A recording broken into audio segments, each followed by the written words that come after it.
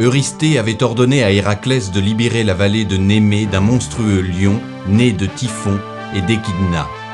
Le héros tenta en vain de l'abattre avec la massue et les flèches, puis réussit finalement à le vaincre en l'étranglant à main nue. Il mit ensuite la dépouille sur son dos et retourna à Tiryns. Suivant une des traditions, la peau de lion qui constitue un des attributs constants d'Héraclès serait celle du lion de Némée.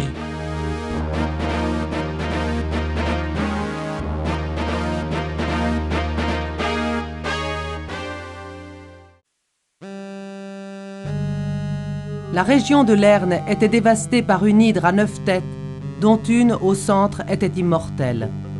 Il s'agissait d'un autre enfant de Typhon et d'Échidna, qui avait été élevé par Héra dans le seul but de servir d'épreuve à Héraclès.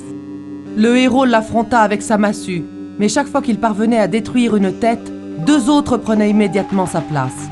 À la fin, avec l'aide de son fidèle neveu Iolaos, Héraclès triompha, en brûlant chaque tête qu'il parvenait au fur et à mesure à abattre.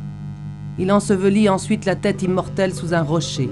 Enfin, en trempant la pointe de ses flèches dans la bile du monstre, Héraclès les rendit mortels.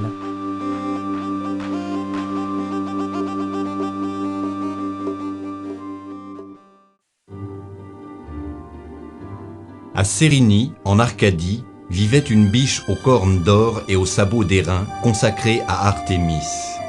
Héraclès ne voulait pas la tuer. Il lui donna la chasse pendant 1 an et finit par l'abattre.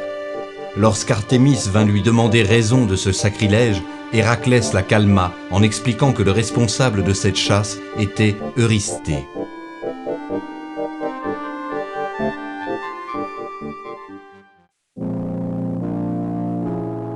Sur le mont Érymanthe se trouvait un terrible sanglier qu'Eurysthée ordonna à Héraclès d'amener vivant à Tirynthe.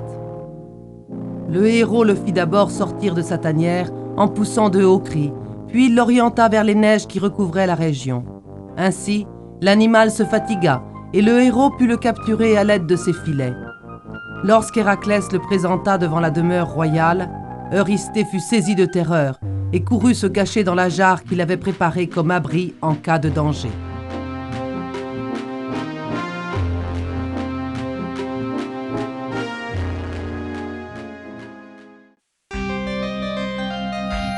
Eurysthée imposa à Héraclès de nettoyer en un seul jour les écuries d'Augias, roi des Lydes.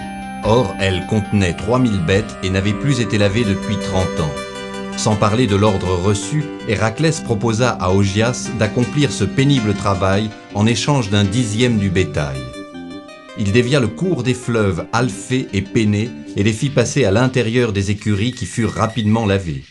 Toutefois, lorsqu'Augias apprit que le héros avait accompli cette entreprise sur l'ordre d'Eurysthée, il refusa de lui donner le bétail promis.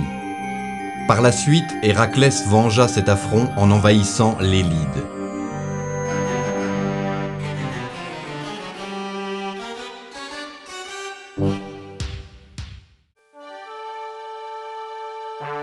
Au bord du marécage, près de la ville de Stymphale, vivaient des oiseaux élevés par Arès. Ils avaient des serres, des ailes et un bec de bronze. Ils utilisaient leurs plumes comme des flèches et se nourrissaient de chair humaine. Eurysthée ordonna à Héraclès de les chasser.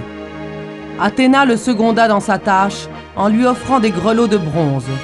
Ceux-ci lui permirent de faire libérer les oiseaux. Il put ainsi les abattre de ses flèches. Ceux qui en réchappèrent s'envolèrent vers la mer du Pont et se réfugièrent sur l'île d'Arès.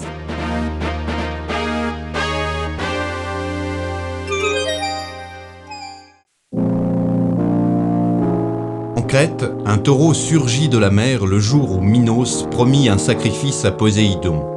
Cependant, devant la grande beauté de l'animal, le roi décida de le garder pour lui et de sacrifier au dieu une bête de moindre valeur. Poséidon se fâcha de l'offense et fit en sorte que ce taureau devienne sauvage. L'animal furieux causa alors des dégâts immenses. Héraclès reçut l'ordre de le capturer. Il le prit et le ramena en Grèce à la nage ou peut-être en le chevauchant comme avait fait Europe.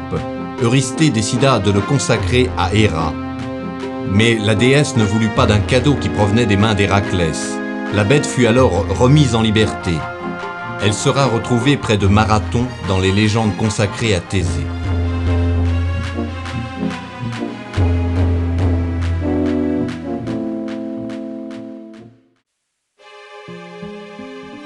Diomède, fils d'Arès et de Pyrénée, était le souverain du peuple des Bistons qui habitait en Thrace.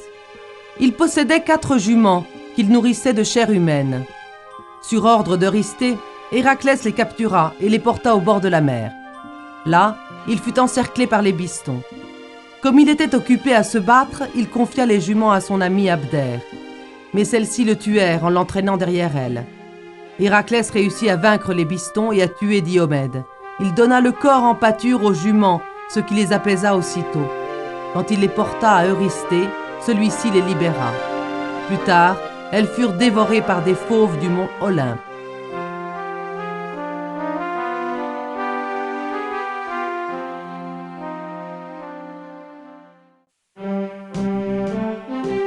Hippolyte, reine des Amazones, avait reçu en cadeau d'Arès une ceinture que la fille d'Eurysthée, Adméta, désirait plus que tout au monde. Aussi Héraclès fut-il chargé de la lui procurer. À Thémicyra, l'accueil de la reine fut d'abord très favorable. Mais l'intervention d'Héra lui valut bientôt l'hostilité des Amazones et la situation dégénéra en une véritable bataille. Héraclès tua Hippolyte et s'empara de la ceinture. Sur le chemin du retour, il s'arrêta en Troade où il sauva Hésione d'un monstre que Poséidon avait excité contre elle. En échange de son aide, le roi, Laomédon, père d'Hésione, avait promis à Héraclès les chevaux que Zeus lui avait offerts pour compenser la perte de son fils Ganymède.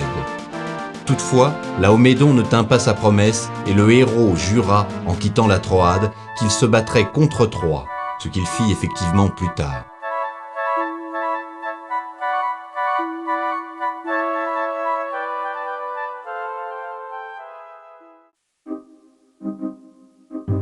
C'est dans l'île lointaine d'Érythéia ou Érythéis, la rougeoyante, appelée ainsi car située là où le soleil se couche aux Baléares, que Gérion gardait ses immenses troupeaux. Or, Eurysthée commanda à Héraclès de les lui amener. Pour arriver aux extrêmes limites du monde occidental, le héros parcourut la côte de Libye. La chaleur torride du désert le gênait énormément. Aussi menaça-t-il Hélios de le cribler de flèches s'il ne lui prêtait pas la coupe d'or où le dieu s'embarquait chaque soir pour rejoindre l'océan. En souvenir de son passage, Héraclès éleva 2 colonnes, les colonnes d'Hercule, des 2 côtés du détroit qui sépare la Libye de l'Europe. Lorsqu'il arriva à Érythéia, il s'empara des bêtes rousses après avoir tué Gérion, ainsi que les 2 gardiens des bœufs, un géant et le chien Orthos. Pour rentrer en Grèce, Héraclès suivit la route du nord, les côtes de l'Espagne, de la Gaule, de l'Italie, de l'Illyrie et de la Thrace. Au terme de son voyage, il remit ce qui restait des bêtes à Eurysthée, qui les consacra à Héra.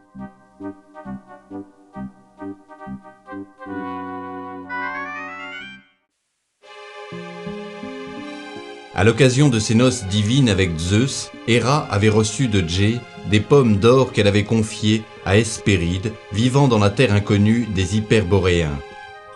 Puisque Eurysthée les voulait, Héraclès partit vers le nord, traversa la Macédoine et gagna l'Illyrie jusqu'au rivage de l'Éridan. Là, les nymphes du fleuve lui révélèrent que seul Nérée pouvait lui indiquer où se trouvaient les pommes. Or, Nérée tenta d'échapper au héros en se transformant de diverses manières, ainsi qu'il en avait le pouvoir. Héraclès eut alors l'idée de le surprendre dans son sommeil. Il le ligota et lui arracha l'information. Il arriva ainsi au mont Atlas, Afrique du Nord, où il dut affronter le monstre Triton et le dragon Ladon qu'il réussit à vaincre. Il chargea ensuite Atlas d'aller cueillir les pommes pour lui et proposa en échange de soutenir à sa place la voûte céleste.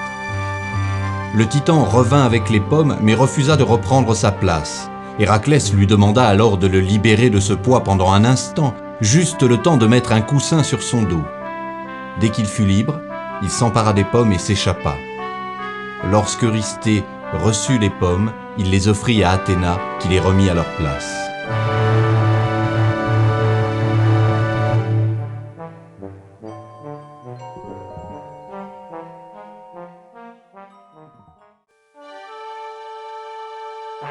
Pour terminer en beauté, Eurysthée demanda à Héraclès de capturer le chien Cerbère.